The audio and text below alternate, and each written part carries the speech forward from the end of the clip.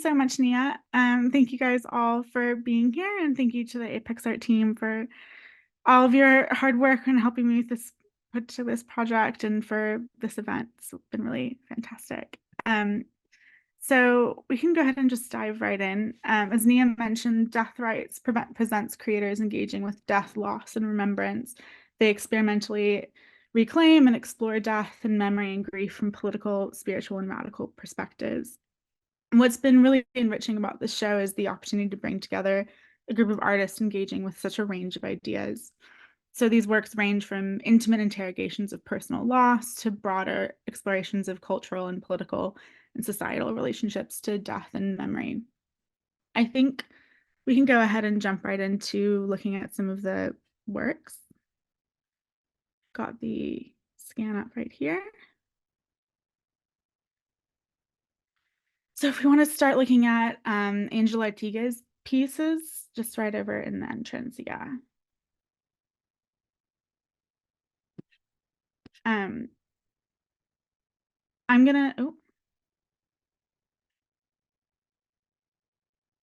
I'm going to speak about these two pieces by Angel in sort of two separate moments, because I think they touch on two kind of really interesting different things. But I'm going to start off with Nine Strata, which I'll give Ryan time to pull up over there.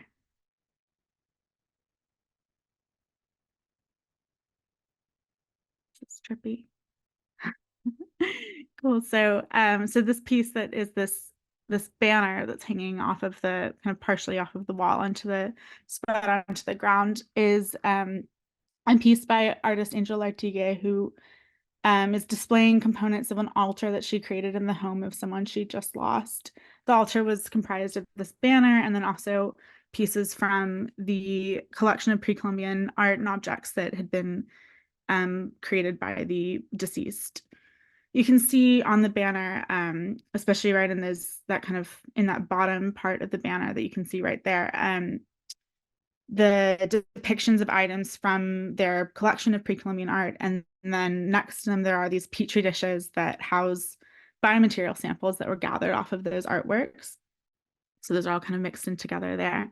And then further up on the banner, the collage brings together the 9 stages of corporal decomposition and the 9 stages of the levels in the journey to the Aztec underworld after death. So I think it's a really interesting bringing together of science and spirituality, these two different journeys that are aligned in their kind of mutual 9-step narratives.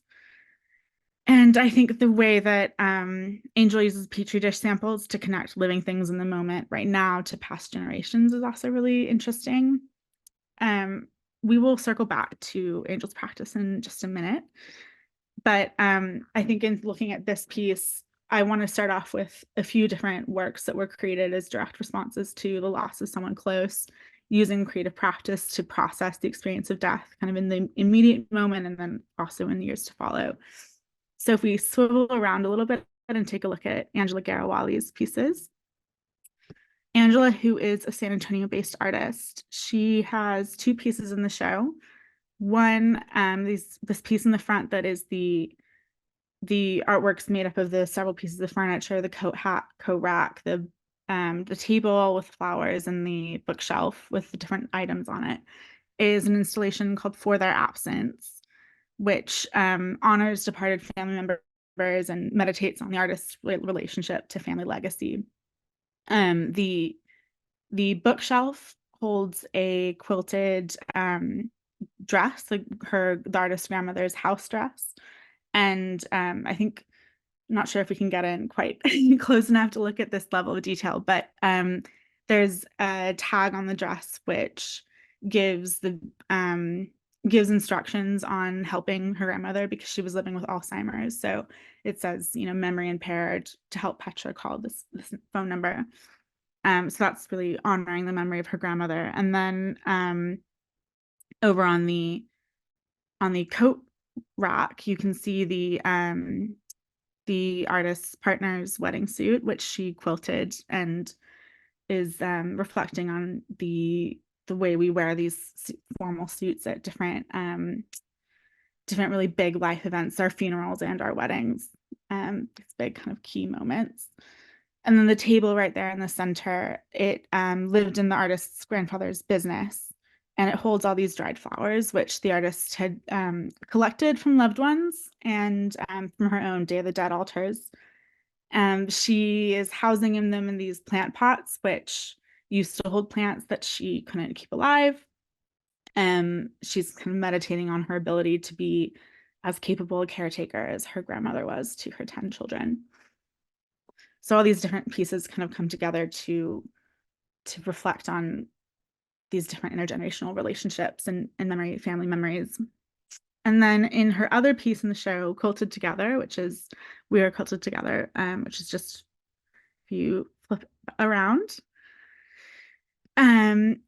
Angela is really honoring the legacy of women makers in her family and using quilting to piece together an understanding of different aspects of her identity. So that the two poles are from her grandmother's clothesline. She dug them up out of her backyard.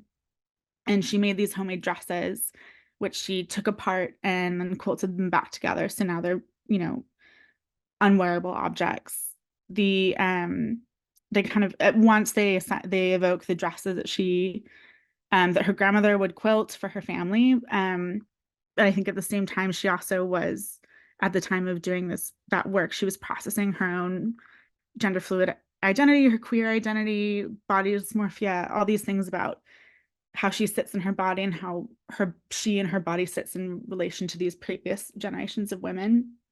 And I think that action of making these dresses, ripping them apart, sewing them back together was a kind of a useful creative vehicle for processing a lot of those things. And her personal choice not to have children, and that legacy, and kind of in the history of her family of very maternal caretaker women. So that is Angela Garawali's work, those two pieces together. And then if we are able to move into Ingrid Siage-Tremblay's piece over on kind of behind the projector. So Ingrid, here we go. Ingrid's work is similarly created in the aftermath of loss and thinking about relationships to these people that were grieving. I was actually in discussion with Ingrid to show a different piece for the show, but in the midst of planning the exhibition, her father passed, and she reached out about including this piece instead. So there's this real kind of immediacy and grief in the work. She is making these very delicate carved wooden sculptures that are accompanied by a piece of text that shares her experience of first realizing that her father was dying. So the piece is really examining the texture of grief as a background on our lives as we kind of continue to go about all these other day-to-day things, and also the cycle of life and decay in nature.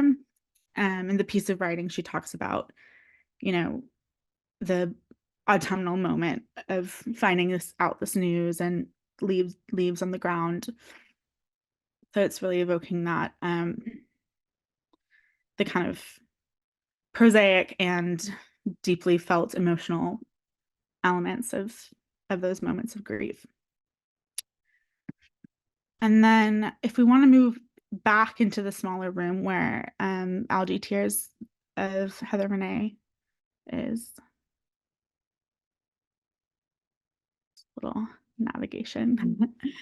So Heather Renee Russ, she began working with Algae after the death of her brother from gun violence. And so we can see this piece is comprised of this large scanner print alongside several algae tanks that she's been cultivating. Throughout her algae work, if you see these kind of spots of blue, they represent attempts to heal from gun violence. And in the scanner photograph, she's creating these detailed images of algae using glitch elements. And then if you see, there's kind of these horizontal lines in the print that are clouds and trees moving overhead. And then the vertical lines are her fingers moving around as she's bringing in the algae and the salt water and her own tears into the piece. This piece really explores the complexity of grieving murder, relying on the same police department for some form of justice that had already really harmed her brother when he was living. They were violent towards him when he was just, walking around as a Black man. And looking for healing from an abolitionist perspective, when so many of the support systems that exist are so geared towards finding some kind of vengeance through the justice system. I think she started culturing and maintaining algae as like a way to find like a comforting outlet and processing her grief. And she talks about how meditating on algae as this really life-giving thing that provides more than half of the air that we breathe, like how that was really influential on her. I think also the fact of making this work or starting to do this type of work with algae in the very, very early days of the pandemic was also an influence, like thinking about these life-giving elements that give us clean air and the ability to breathe. It's really key. So the experience of viewing the work is interesting when you're in this space because you're engaging with the print and you're looking at this beautiful visual and the algae is sitting right there and it's literally like taking in carbon and producing oxygen for you. It's like nourishing you while you're kind of engaging with that grief and emotional processing. So then if we want to go ahead and move on to Adriana Corral, whose work is just right on the outside, on the hanging on the wall. So I think one of the key things about some of the other artists in the show is they're thinking about the way that specific communities are relating to death and grief and generational memory and trauma, and the way that those communities' relationships to death can be affected by all these different powers of systems of power and oppression, and the politics of who is afforded space to survive, who's afforded space to grieve and be grieved or be remembered, and who isn't, and what systems does that benefit. So here in Adriana Corral's piece, which is part of her Campo Algodón series, she repeatedly transferred these documents onto gesso board until you can't read them anymore. They become completely obscured. They were classified court documents that related to these violent murders of 8 girls in Juarez in Mexico in 2001. So when she talks about this work, Adriana talks about the ideas of anthropologist Cecilia Bali, who's based in San Antonio, and Bali talks about how we have these acts of violence that transpire daily, all the time, and they disappear into like newsprint if they even get printed about at all. And they just eventually disappear even if they register, with any of these institutions. So this technique of kind of repeatedly transferring text onto the surface and rubbing until it's totally obscured, it kind of creates this physical repetitive practice, which is like a reminder to the viewer of the repetition of these crimes and then the erasure of these crimes as well. We have this kind of hidden truth in plain sight. And for me, this piece is I think these ideas are so resonant always.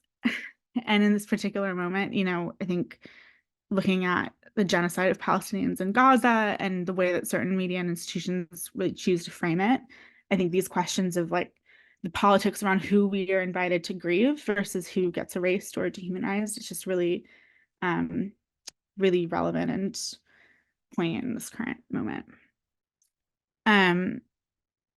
So if we want to move over to the other wall that has Joe Harjo's work, right over there. So we can start off talking about honor and loss in the time of cultural appropriation, this piece right here. A lot of Joe Harjo's practice is engaging with misrepresentation and appropriation, lack of visibility of Native culture in the US. And And this piece in particular is thinking about life cycles and seasons, the regeneration of life and earth after periods of death. But what's really interesting is that he has encased these Pendleton beach towels in these memorial flag cases, and the beach towels are printed with these, appropriated Native symbols. And so he's thinking about like symbolically laying to rest the contents that are contributing to this like cultural appropriation, and the idea of controlling the stereotype, ending it, containing it is really interesting. I think if you're not familiar with Pendleton, the brand, they've been around for I think like over 100 years, and they have been making like commercial products with Native designs for a really, really long time. And so I think it's an interesting,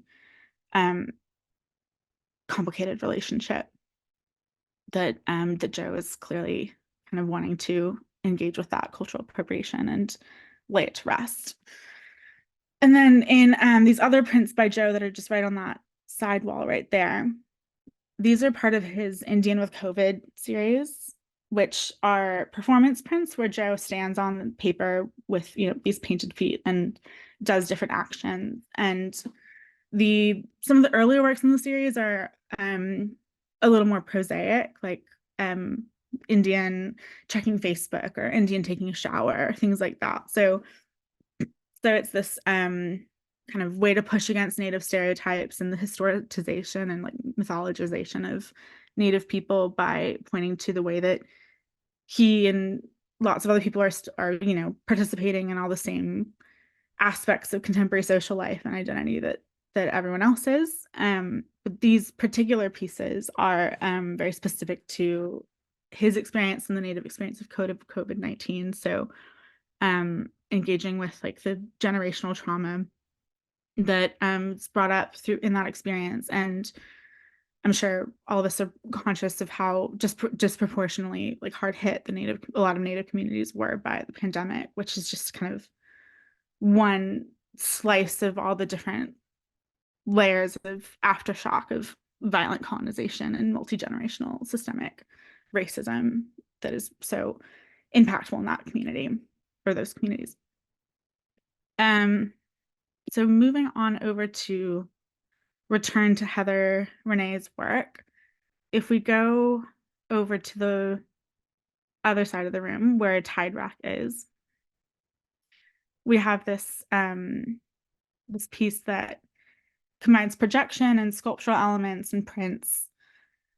So Tide Rack is a piece that holds space for queer celebration and collaboration, but it's also grieving the kind of tenuous and temporal quality of queer safety and community. I wish I could show you all the video in action on this wall, but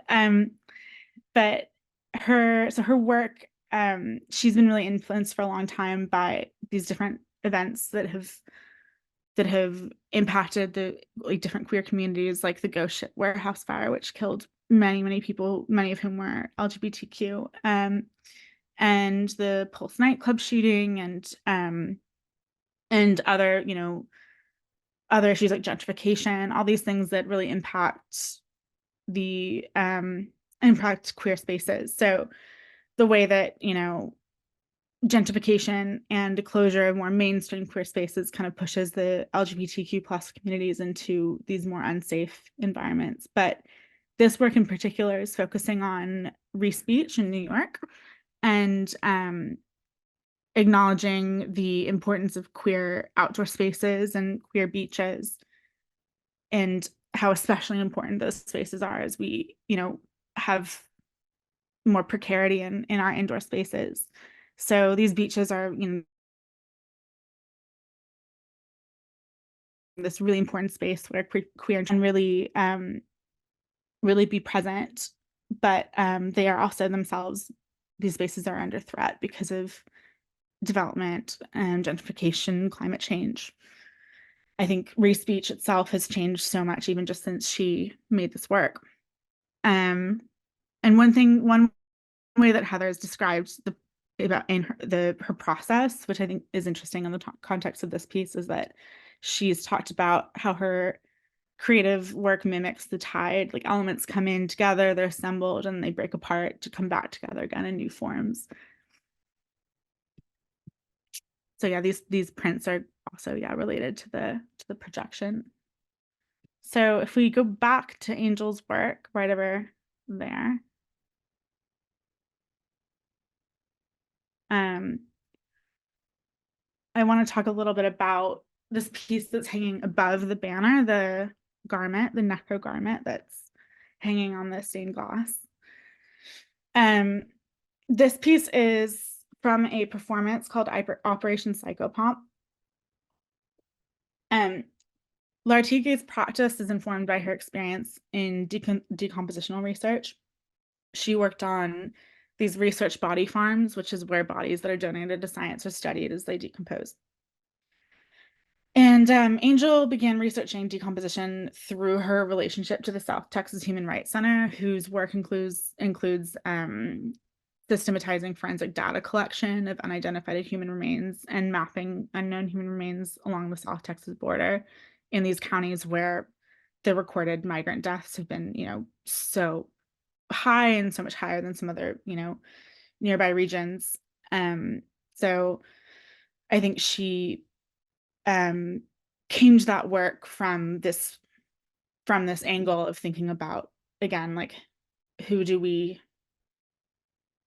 gets remembered, who do we acknowledge, who gets forgotten, and whose bodies are acknowledged by science and whose aren't, whose bodies influence the development of science. I think one thing that she realized when she started working on these body farms is that most of the bodies that are donated to science for research are, specific demographics, like generally cis white men, I believe. And so then it's interesting to think about how does that influence the knowledge that our scientific communities build about the human body, and where does that leave non-white people, non-cisgender people, like just kind of making those bodies the norm that we're basing all of our scientific work off of.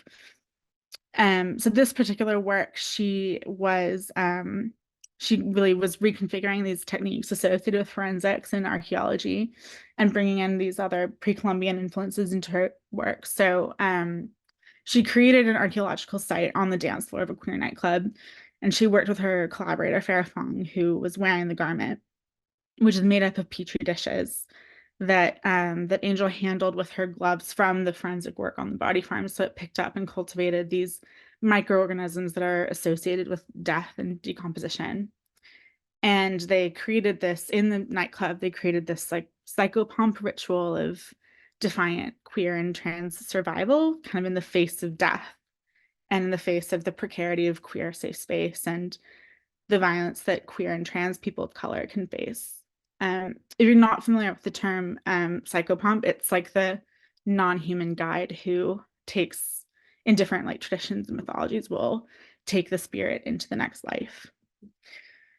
And Lartigue has talked about how she thinks about this performance and like the fluidity of matter, like the way that land and body are all this big inseparable ecological unit. And she talked about the experience of, this garment, which is really composed of death, and it's worn against someone's like living skin. That contrast, it's like a way of reclaiming life. And she said this thing about it, like, I will wear death before I get killed. So that it's very kind of very resistant piece. I think it's a really interesting combination, these two pieces together, Operation Psychopomp and Nine Strata that we talked about earlier, because one of them is so personal, is so related to somebody who the death of someone she really knew. And Operation Psychopomp, it's obviously also very personal work, but it's engaging with the death of these completely anonymous individuals. It's like there's such a level of scientific remove when you are having to do that type of research work. I also think having these two pieces in this particular space and hanging up against the stained glass window where you have Jesus and everything, it's a really interesting contrast because, of course, her work is really engaging with these Aztec traditions and kind of native spiritual traditions. And I think for me, the history of San Antonio is really interesting to think about in this context because San Antonio was really founded in its earliest days as, a big part of Catholic colonization and these missions that were founded by Catholic religious figures who really they participated in a lot of forced conversion of Native people living in South Texas. And so um, I think to have this contrast, it's like almost like this reclamation of in this Christian religious space of bringing some of those other traditions back in here is really interesting. And then if we want to move over to Illyria Osam's piece, kind of on the other side of the room, she also is thinking about engaging with religious traditions and rites. And yeah, we have several artists in the show who think about death and grief through like an interest in understanding and reconfiguring all these objects and narratives of religious traditions. So this piece is it's called Mater Mortis is the name of the tapestry part, and then our Anchoress is this digital like game part that's incorporated into the tapestry.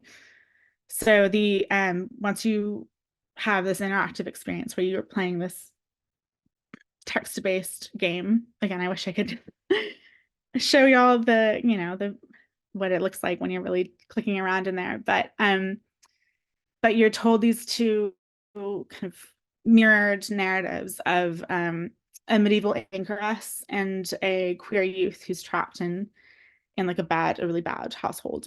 If you're unfamiliar with the term, anchoresses were medieval Christian figures who took this commitment to dedicating their life completely just to prayer and to the Lord. And so what's interesting to me is that they would have this oftentimes there would be like this almost funeral like religious rite that they would undergo before they started their life of being an anchoress or an anchorite. So it's like they were kind of dead to society, leading this completely isolated life of prayer. And you had this sort of almost like a funeral that started that off. So in these two parallel narratives that Illyria Osam is telling, you have in both of them you have this figure of death, the Mater Mortis, who is sort of becomes more of like a motherly and transcendent figure rather than something to be feared or like unknown. It's thinking a lot about how limited options can be or have been for queer people at certain like times and places, and the way that isolation and powerlessness can drive us to, derive power and comfort from thinking about death, this thing that's like feels as though that's the only thing you have agency over. So, and I think they also are figures that are reusing and reconfiguring the symbols of power that are being used against them, which is because it's kind of like the only environment that is known to them. They don't have any worldviews that are like available to them that like gives themselves space for their true existence. And I think that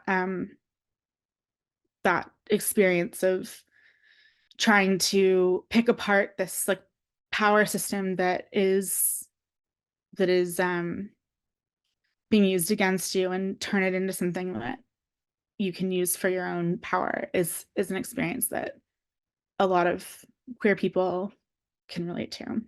It's really interesting.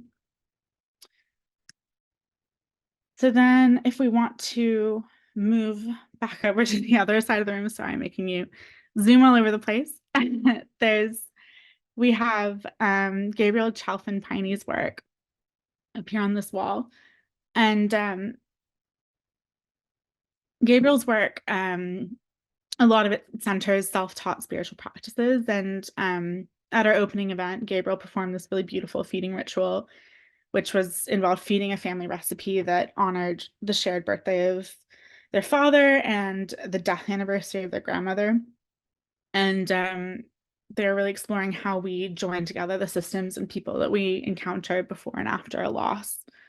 So these are these really beautiful and fascinating sculptural masks that they make, where they are adapting forms from Jewish memorial plaques that have hung on like death anniversaries.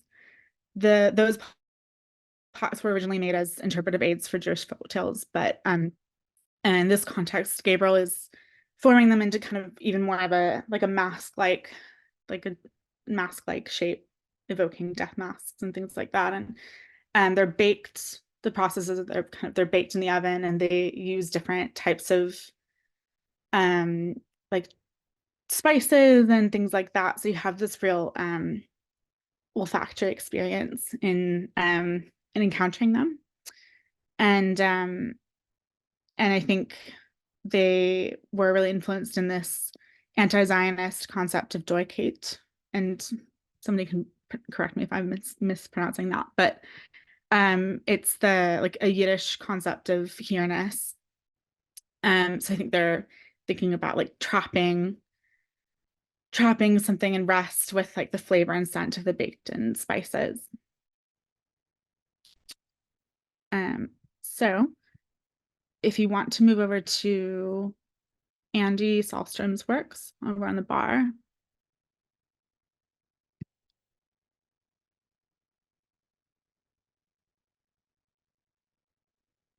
So here we have Andy Sahlstrom's sculptures, which are these really funny or discomforting, depending on how you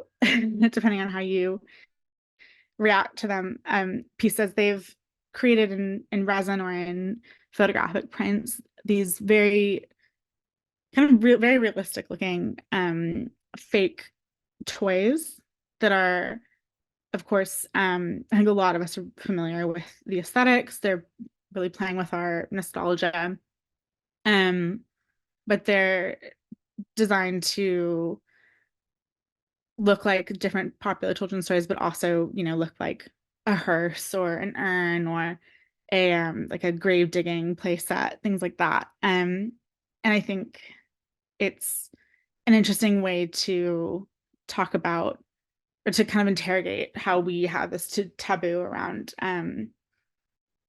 conversations intergenerationally and with children around death and loss sometimes, and interrogating why that is. I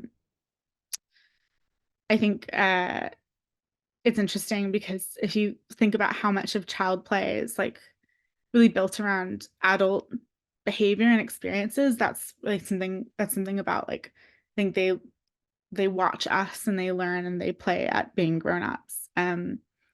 They have toy cell phones, they have toy, like they play at having a job. But I think they play at all different systems of power that they see in the adult world as well. They watch Paw Patrol, they play at being cops and stuff. But it's for some reason, it's so challenging and shocking to think about them playing at this thing that's really the most kind of common or the most shared human experience and adult experience of death and grief. But yeah, that just kind of thinking about demystifying and reshaping that relationship to death a little bit and interrogating how we communicate intergenerationally. And then if we want to move over onto the stage, the last couple artists I want to talk about are artists who are thinking a lot about legacy and memory after we're gone. So at our opening, Alexander Longoria performed Evan Paul English's tattooing installation, which is a piece where visitors have a design tattooed onto the bottom of their foot, and And it kind of eventually rubs off after a while, and completely dependent on how long do you have really calloused feet? Are you on your feet all the time? Things like that will affect the longevity of the piece, but it does for everyone eventually just completely go away. And so the piece is really thinking about cycles of cultural memory and the way that artists in particular, their legacies can go through cycles of like erasure and rediscovery in the systems of cultural institutions, academia, museums, and everything. The installation is inspired in particular by the work of Scottish artist Frances MacDonald, who worked collaboratively with her sister Margaret and her brother-in-law Charles Rennie Mackintosh and her husband, Herbert McNair. And the four of them had like a tremendous impact on 20th century design. But of course, she and her sister were much less well known than their male counterparts, particularly Charles Rennie Mackintosh, who a lot of us have probably or might have heard of. But Frances MacDonald in particular, even more than her sister, she really is much less well known, I would say. And I think a big part of that is the fact that her husband destroyed a lot of her artwork right after she died. So I think in the context of this show, it's interesting to think about like these very personal, intimate actions that happen in our lives or after we're gone that have this like giant outsized impact on our professional legacy. Like her husband destroying her work, we don't know if that was grief or if it was you know some kind of complicated or angry relationship he had towards her or her artistic practice. Like it's just we don't really have much context to understand why he did what he did, but it clearly was like a personal thing that translated into this enormous professional difference between like her legacy and the legacy of her peers for whom we have so much more work to attribute. So that cycle that the visitors are participating in of having the tattoo on their foot that's based on Frances MacDonald's design work, and then it kind of rubbing off again. It's like a mirroring of the way that we bring people back into the cultural consciousness, and then they maybe are popular for a little while, and then they fall back into the sea of people who we aren't thinking about as much. Unless you're really part of that core canon of people who everyone always thinks about. I think that's really a common experience for a lot of these artists whose legacies we engage with. So then shifting to look at Cameron and Misha's work up on the front of the stage, this video piece is it's really a really nice piece to end on, I think, because it's really fun and hopeful. It's a video piece where it's by Misha Chowdhury and Cameron Neal, and it's this really intimate conversation between Cameron and Misha. They're like joking and talking about the future of their legacies after they're gone, and evolving media landscapes. Like, I want a New York Times obit that's pre-written, but then like what if the New York Times doesn't even exist by the time I'm dead? Like all these questions, and they're having this really fun, playful conversation about what their future legacies will look like. And I think in the context of like a cultural landscape and creative canon that has often, it's not always been receptive towards like queer creators of color, having these two queer creators of color having this like really certain conversation about how they will be remembered is like really joyful. Here's a little excerpt. Yeah. Oh yeah. Maybe that's the goal for you. What's your goal? What is your goal? What is my goal in terms of like internet visibility when I die? Mm-hmm. Um, I kind of like when David Bowie died and they changed like Bowery to Bowie, and like they did that with Aretha Franklin on Franklin Street. I don't know what street that's famous if you're thinking of for my name into, but I would like something. I want like a guerrilla street name conversion that people take photos of and share on the internet. That's a thing? Oh, you don't know about that? No. Yeah, they like crossed out like Franklin. Was it Franklin Avenue? Or they just wrote Aretha above Franklin Where? at the train station. Oh, at the train station. Yeah. Anyway, I don't know how much of this you want to share, but that's a nice little taste of it. And just to finish off, I just think that bringing together all these pieces in one place has been such a enriching experience that it just enabling us to reflect in so many different ways on how we relate to death and these systems that are preventing us from relating to it in the most healing and best ways, the systems that are privileging some of our lives over others, and before death and after it, and then I think helping us to kind of think more about the changes that we can act so that we can all have more equitable and like enriching lives and deaths and memories. All these artists have really, really rich practices, and they explore a lot of different fascinating ideas and processes. So if any of these works in particular spoke to you, I really encourage everyone to go look them up, find them on Instagram, the internet, and learn more about all of their work.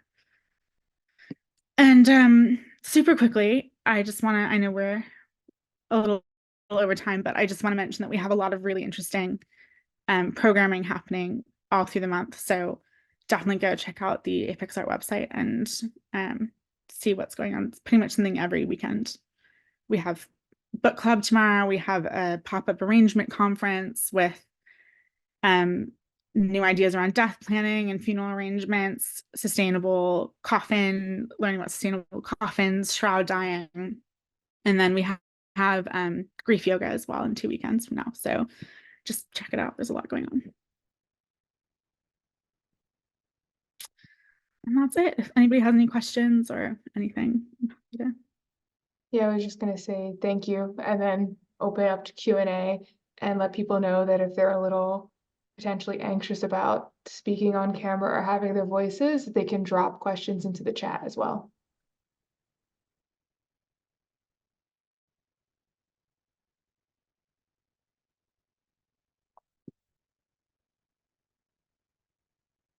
Hi, Paula. Yes, sorry, I had trouble logging in, so I missed the first 5 minutes, but I don't know if you addressed this yet. Will this recording be available to rewatch your tour? Yes, it's going to be made public on the Apex Art website. Oh, that's awesome. And thank you. That was brilliant. So much information to process. I have like 6 pages of notes. Fantastic. Thank you so much. Thank you so much for joining us and talking about all this with us.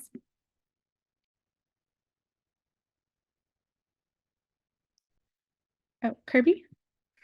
Yeah, this was so wonderful. I guess I'm wondering just a little bit more about when, like, thinking about the space and kind of proposing this idea specifically about lighting, and with the stained glass windows, and how like the space feels so kind of comforting and soft, and I guess how you were thinking about that, both because it's like about death, but also in thinking about the fact that this isn't just about like personal loss, it's also about like systemic and historical violence, and also does the space change when it's not a bright sunny day, and how does that affect it? Yeah, I love that question. Thank you. That's been a really interesting experience, both from the like thinking about it ideas wise, and also just the practicalities of working in that space. It's yes, the light has been an interesting it's so beautiful and also an interesting challenge to figure out how to get enough light on certain pieces and things like that. And it really does change throughout the day, which is so beautiful to be in there. You're absolutely right. It feels so like warm and inviting being there. When we had the opening, it felt really beautiful. Everyone coming together in this amazing space that does have this real like communal vibe and that and yeah, I'm sorry, I'm like losing track of the different questions you asked, but it definitely was on my mind from the beginning because through Mara Bobbitt, who's doing doing a lot of our working with me for a lot of the events.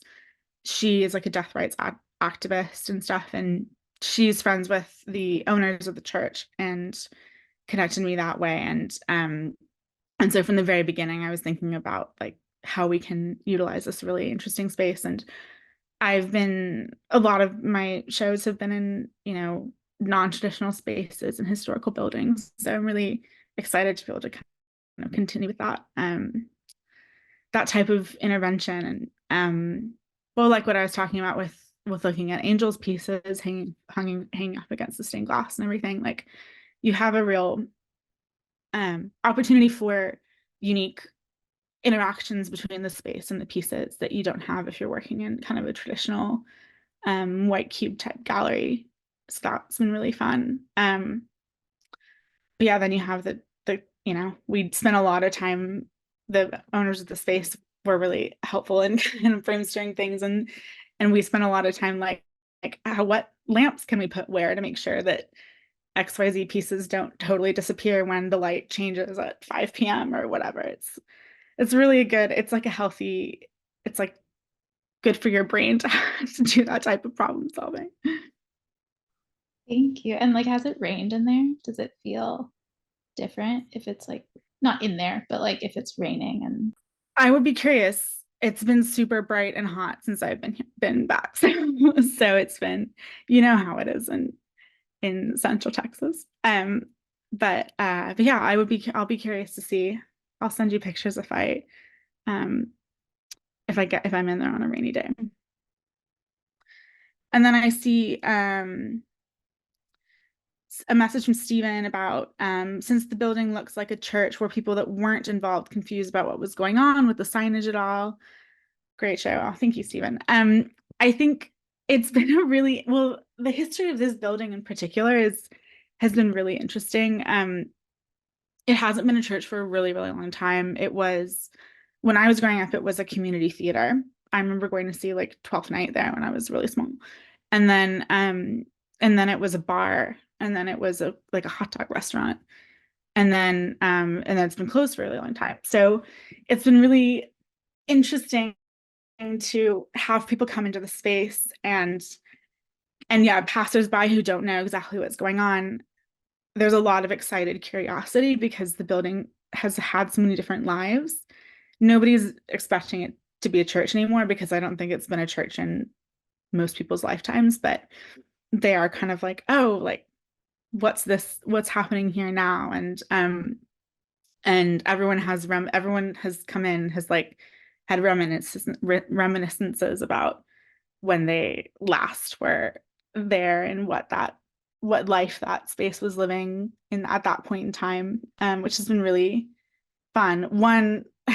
Somebody did come by yesterday and he thought it was supposed to be a bar. Like I think he'd been given directions to somewhere else down the street, but he was like, where's the wine bar? And I was like, sorry, I don't have any wine. But because it's kind of lived those previous lives, of course he was going to be like, oh yeah, it's a bar now. It used to be a bar, it's a bar again.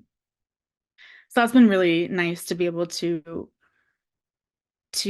show people another life that space can live. And I hope that it continues to be a space for interesting experimental exhibitions and community events and things like that.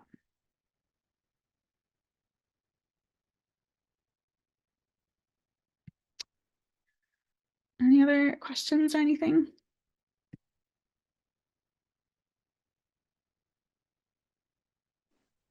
Thank you. Thank you all so much for joining. It's been a real pleasure to chat about these works. Yeah, thank you.